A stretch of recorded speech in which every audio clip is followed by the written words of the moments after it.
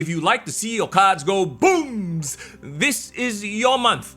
Big in Japan is the name of this month's season pass, and it centers around Wolverine-related characters. Okay, we'll get to the season pass card in a bit. Let's talk about what Japan means to Logan-san first. Wolverine first came to Japan before World War II to train, and that's when he fell in love with the country.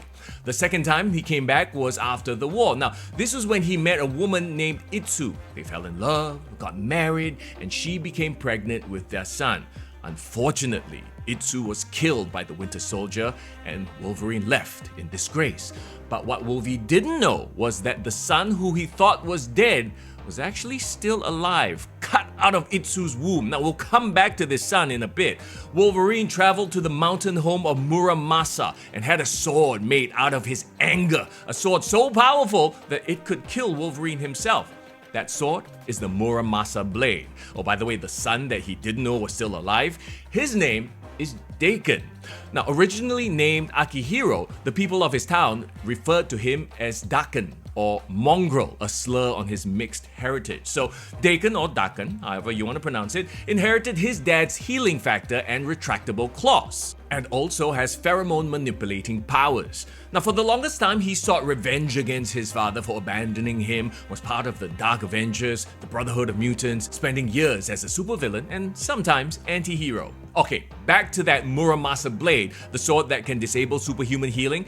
Well, it was shattered in a fight between Daken and Wolverine, but Daken escaped with a shard of it. In Marvel Snap, Daken is a 3 energy 4 power card with the on-reveal ability, add the Muramasa shard to your hand. The Muramasa shard is a 1 energy 1 power card with the ability, when this is discarded or destroyed, double Daken's power. I mean, hey, I like that the discard archetype is getting another card to play with, and that Daken shares the same discard or destroy activation as his dad.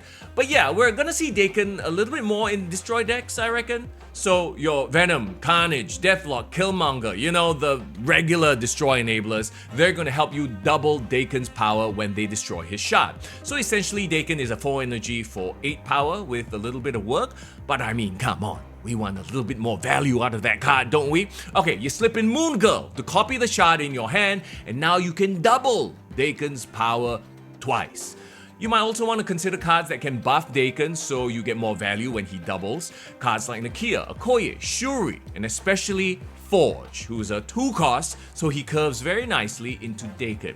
Now, quick note that if you want to go the discard route, Colleen Wing is pretty much the most reliable means to discard the shard to get that doubling of Daken's power.